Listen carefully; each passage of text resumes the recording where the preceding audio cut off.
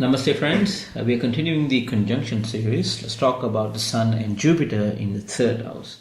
Alright, the Sun, let me talk a little bit about its tattvas or its core essence principles.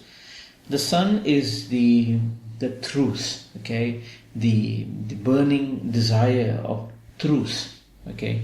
He always wants to understand where the dharma is, or where virtue is, where righteousness is. It's always looking, or rather, it's always illuminating with brilliance the truth in a particular house. Whatever attribute the house has, it will illuminate the truth within it. Okay. Some of the other features of the Sun is to make a person to do the right sacrifice in life, to stand by on that truth that it sees. Okay, which in other means it will, it shows the person what needs to be done in order to elevate that particular attribute of that house. Okay, the Sun also shows self-confidence, conviction, and some kind of pride attached to that attributes of the house. Okay, so these are some of the principles, or rather base understanding on what the Sun is. The Jupiter is a very important graha in Vedic astrology. Obviously, I hope all of you know that Jupiter is the Lord of graces. Right? It gives balance. It gives balance in the particular attributes of the houses. Whenever there's a problem, it sort of controls it. It sort of gives it or rather, it regulates the issues and brings out the good deeds out of it. It sort of solves the affliction and the particular attribute of the houses. So it's very important to have Jupiter in any house, because it elevates or it solves the problems on the specific attributes. There is a little similarity between the Sun and Jupiter. So, see, Jupiter is the Sun reveals the truth, right? Jupiter attaches devotion to the truth that is revealed. Okay, so even if the Sun is not present, Jupiter attaches bhakti or devotion or sincerity to the truth that each and every attributes that house has. Okay, let me see. Jupiter, it is also, to the best of my knowledge, is a very cautious graha, because it's filled with compassion. It's a very kind-hearted graha.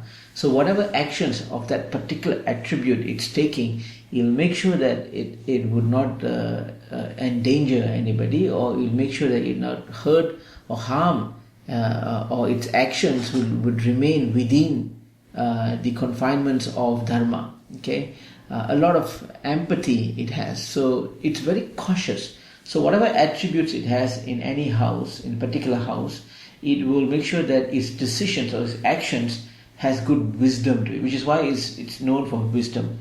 The discernment qualities that it has or it takes, it is very pure and very controlled. Okay, that's a little bit about Jupiter. I've hardly scratched the surface, just to give you an idea on what Jupiter is and the Sun is.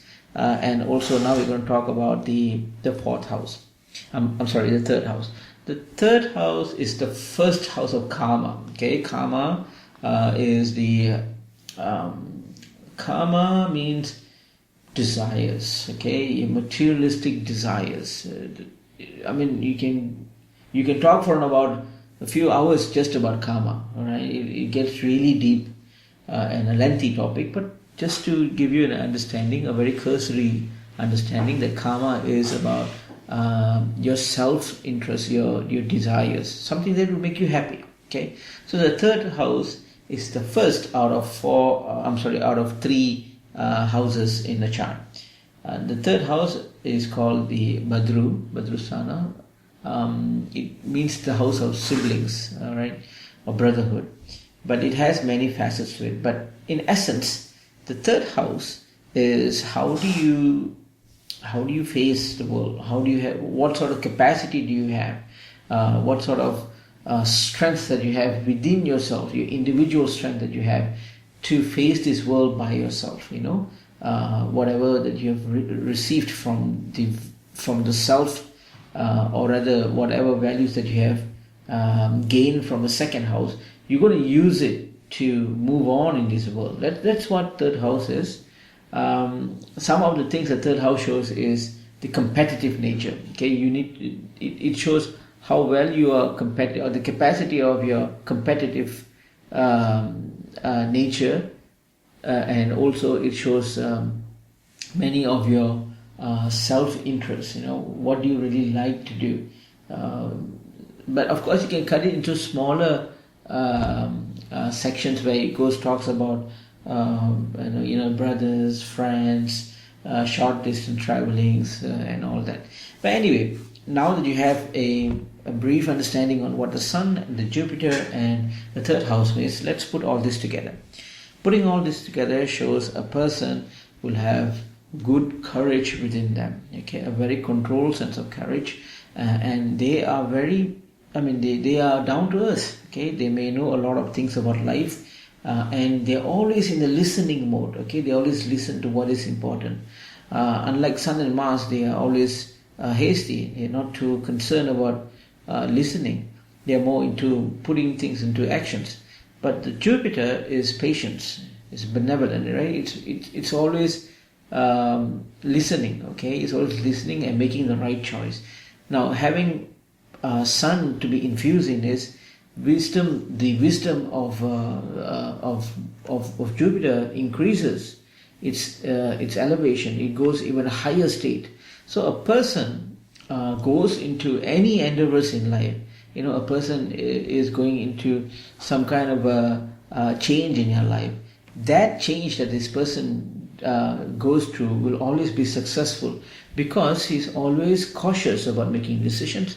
He's always putting truth in his mind, or on her mind, putting that all this, whatever he's doing, or whatever journey that he's embarking or she's embarking in their life, has a strong backing of truth behind it.